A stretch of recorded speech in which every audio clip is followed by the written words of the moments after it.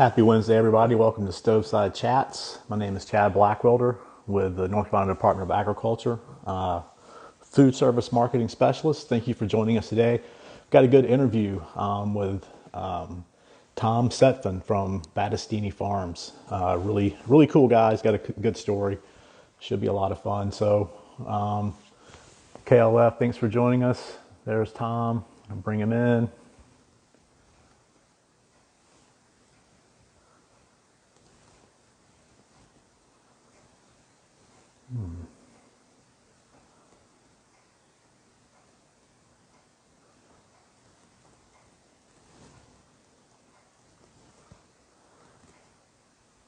Tom, I see you there.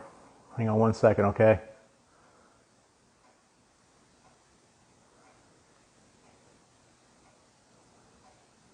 Okay. This is weird. It's not letting me invite Tom in. Gosh, I wonder why.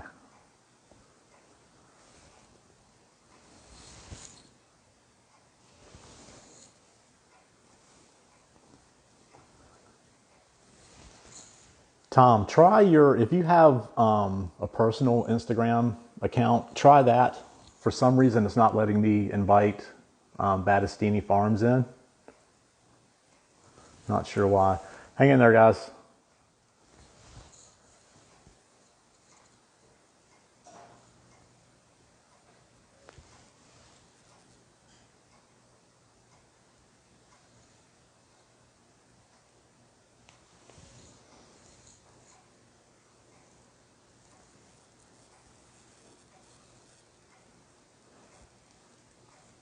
For those that are just joining us, I'm having a hard time linking up with Tom. Give me just 1 minute, okay? I'll be right back.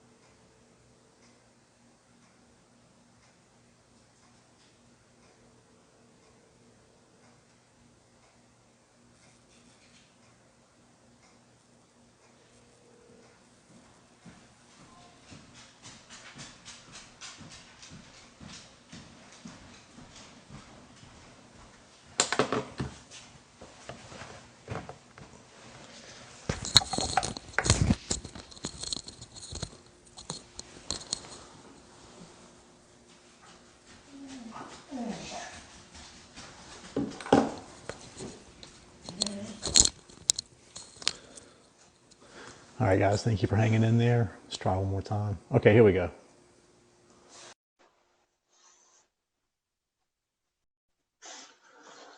Yeah, I think it's going to work, Tom. There it goes. Hey, Tom, can you hear me? Hey, Steph. Okay, I good, can hear good. you. Sorry about that. I'm not sure what. Hey, thanks for letting me I'm on your sorry. show today. Thanks for letting me You're be on very your welcome, show man. today. Thanks for joining us. Yeah, I'm not sure what happened there at first. Normally there's a little icon next to the name that lets me invite people in, but whatever. Well, anyway, Tom, thank you very much for being here. Folks who are joining us, this is Tom Sephton from Batistini Farms. And Tom, tell us about your background. So, the background, when I graduated college, I got into the food business. And from there, we went through a couple of companies and then started Batistini Farms. Yeah, it's good stuff. Tell us how that started. I mean, how you got the whole Italian So, connection and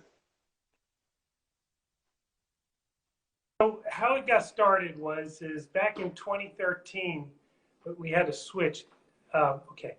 in 2013, I had an old Italian friend that wanted to come us to visit his countryside farm in Italy, and right outside Tuscany. And he goes, Tom, why don't you try the olive oil business since your background's in the food industry? So I said, sure. So we jumped on a plane and went there, and it was pretty amazing to be in an old country heirloom estate in Tuscany and seeing all these olive trees. And for my wife, it was neat because it brought back memories when she was with her grandmother cooking in the in the kitchen and having great olive oil and everything. And so that started the process. And then a year later, we actually, started going out to the stores in 2014. And today, we're in Whole Foods. We're in a lot of great resorts, and we're, Yeah. moving along. And Sam Demonich from Your Farms, Your Table, he commented on Facebook that you are the only oil and vinegar that is in his kitchen. So that's pretty high praise. So, and a lot of people don't realize, but Sam is one of the few chefs that beat. That's right. He was on the show, I guess, about a month ago, and we had that conversation. That was a lot of fun. So now tell us about the company, like how you guys do things. So you bring the oil, you bring the product over, and then what happens like once it gets to North Carolina? So how the whole process goes is for people, I'll try to educate people and give the process too. Harvesting olives always starts late September. And then it goes all the way to December, maybe sometimes touching January. So we hand pull the olives. That's real important to quality. We crush them there, and then we bring the product here in barrels and bottle everything right here in North Carolina. Okay, and you do both retail and food service, correct? Okay, that is correct. So as far as like growing, having an olive grove way on the other side of the pond, is there certain kind of guidelines and stuff like that, like local things you guys have to sort of stick to? I know there's a lot of tradition that goes into making olive oil and balsamic vinegars from that region. So yes, for Italians that grow olive oil and balsamic, it's a serious business. It really is. And for people who grow olives, in order to nurture the trees, take a lot of timing. That's what the beauty of Italian olive oil is. The trees run from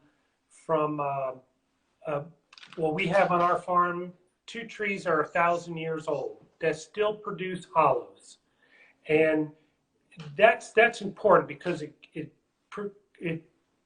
produces a quality olive, and then from that olive you get quality olive oil. And so over there they have something like, in the United States we have the FDA. Over there they have the consortium. And the consortium watches a lot of the farms. Some people saw the 60 Minutes ad where they take the stuff that we throw away, other people sell and make, and that's when they see a second, a lot of people are like, ask us, Tom, is your olive oil first pressed?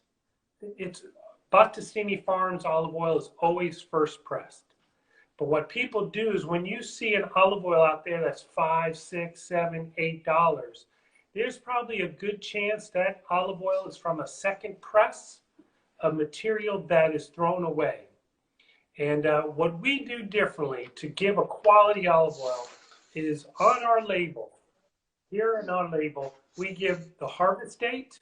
That's important on here, because people want to know a harvest date. A lot of the olive oil out there is 2, 3, 4, 5 years old.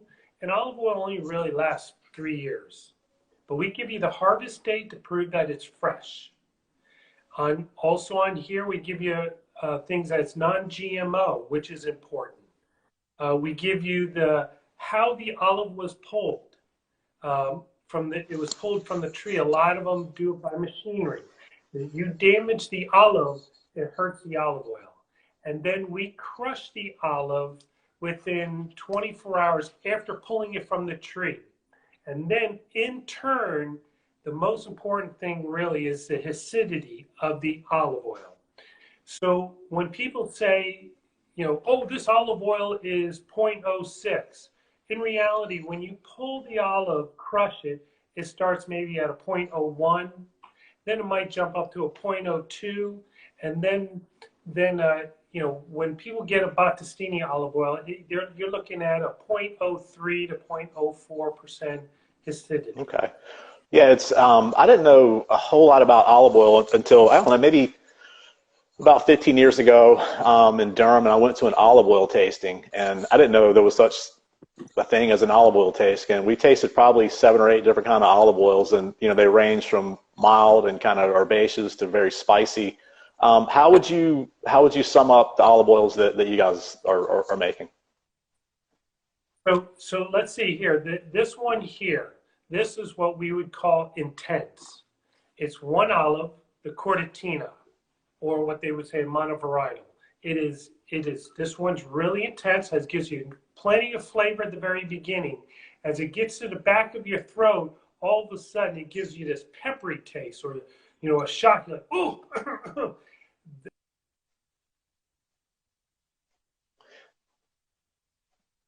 Tom, I lost your audio. Okay, thank you. Okay, sorry. Okay, so then we have this one, which is the estate notes. The classic is a blend of 3 different types of olives, which is a moderate intensity, still has plenty of flavor, and it still gives you a peppery taste, but it gives you that peppery taste at the very beginning when you first taste it. So we only have two planes, and then we have flavors. Now, are the and you guys make great balsamic vinegar as well. Are the grapes and the olive groves, are those all on the same property? So say like our Louisella here.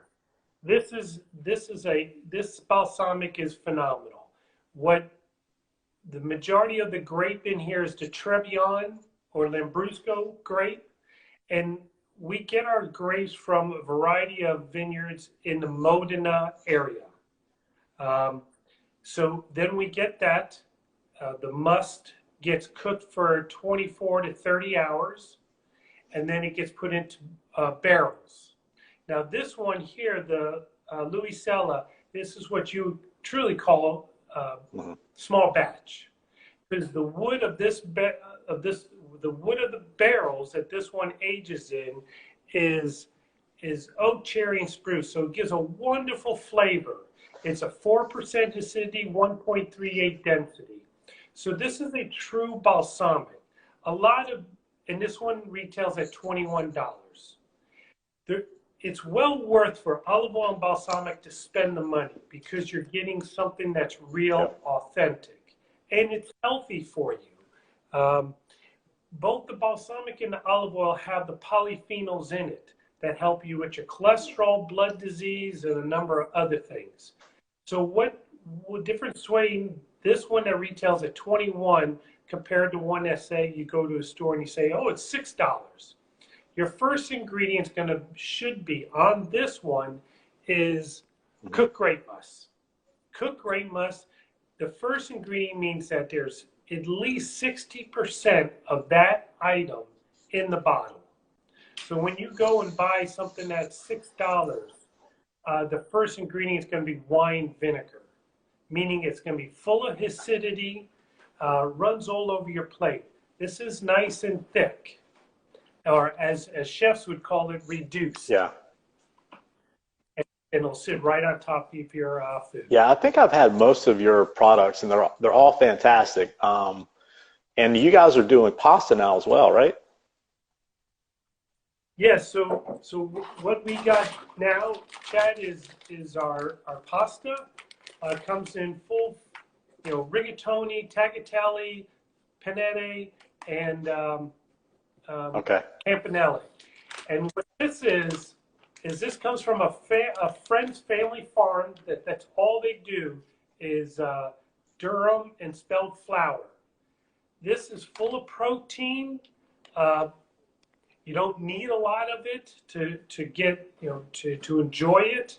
It's textured, it's thick, and it's just phenomenal. As we say on our thing, it's not your average pasta. Yeah. Now, let me ask you this, Tom. Would someone who has a gluten issue, a gluten intolerance, it seems like they would, from what conversations that I've had with folks in the past, it seems like they have less of an issue with a product like you're holding in your hand as opposed to kind of how wheat production is done here stateside. Correct. Now, I can't say this is not gluten-free. It's a superfood, so it's high in protein and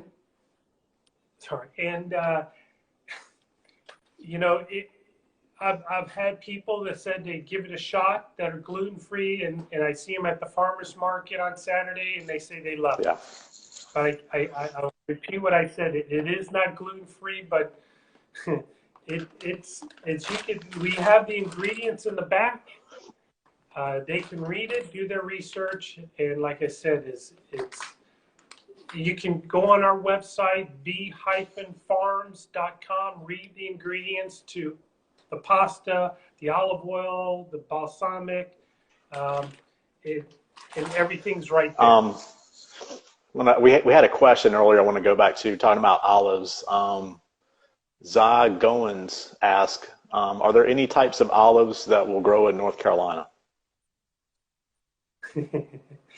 Well, it's not so much the olives, it's the temperature.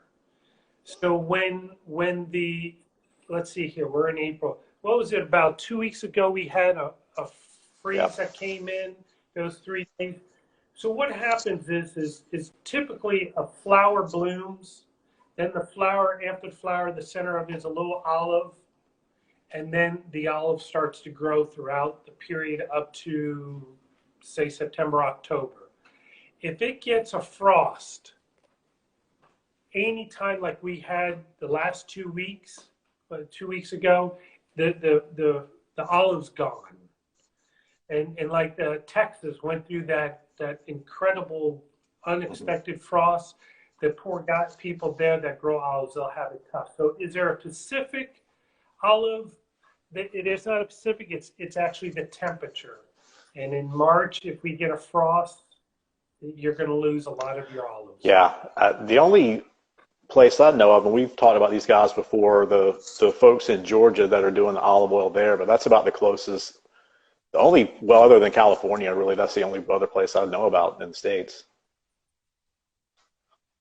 Yeah, the people in Georgia have challenges absolutely, too. Absolutely. So when you were talking earlier about olive oil and like really how long good olive oil lasts, because it has more moisture in it, coming from that first pressing, so it's not going to have the shelf life. What is the best way for people to store their olive oil? So the olive oil, first and foremost, is in a pantry away from your stove. Olive oil hates heat, sunlight, and air. So we sort of we help you in two different situations. Give you a dark bottle. Always buy your olive oil in a dark bottle. It stops the light from the store shelf, sunlight, helps protect it. Second of all, keep it away from the stove, put it in your pantry. And what we do differently with our olive oil is when you remove this cap and then remove the cap, you have our new spout cap stops air from getting into our bottle and oxidizing your olive oil. That's important because typically olive oil just has a big hole, meaning the minute you crack it open, air is going to always get in that olive oil. So ours, we went out and spent the extra money, and it has, I've had plenty of people say, gosh, it's great because it lasts. But to answer your question is olive oil is a little bit different than balsamic. Balsamic you can slowly enjoy. Olive oil is something that once you crack it open, you should use it on a regular basis. As I always say, get rid of the butter and bring in the olive oil. You can, and you can cook with olive oil, as you know, as a chef. Just put a little bit on a pan, and then use it so the whatever you're cooking in the pan doesn't stick. Then when the say the fish or the chicken gets on your plate, really stick it with the olive oil. It gives you the proteins that you want, all the nutrients, and I tell you, a fresh olive oil has so much flavor. It's really Yeah, and I amazing. think that a lot of people, kind of like with miso, they just think that you make miso soup and that's it. But like with olive oil, it's not just for Italian cooking, or Mediterranean cooking. Like you said, think about where you would use other fats and use olive oil, even for baking. Like olive oil makes great cake, it makes great ice cream. So you can think outside of that. I mean, it's great for Italian food, obviously, but there's tons of other stuff that you can do with it. Tom, we're about out of time, and I just got a flash on my screen saying my phone is about to die. So we better wrap things up. But I appreciate you being here with us. And you mentioned the website one more time. So the website is b-farms.com. There you go. So let's see. I can turn here real quick. It isn't here. Or you can type in Batistini Farms, but it's b-farms. Cool. Yeah, it's really easy to find. I was on there earlier, and it's a great website. It's really easy to shop. You can order online, and they'll get it out to you. Lots. You get That's right, at Whole Foods as well. So make sure you're checking those guys out. Tom, thank you so much for being here. I really, really appreciate it. Dad, thank you very much for having me. Thank you. All right, guys, we'll see y'all next week. Thank you.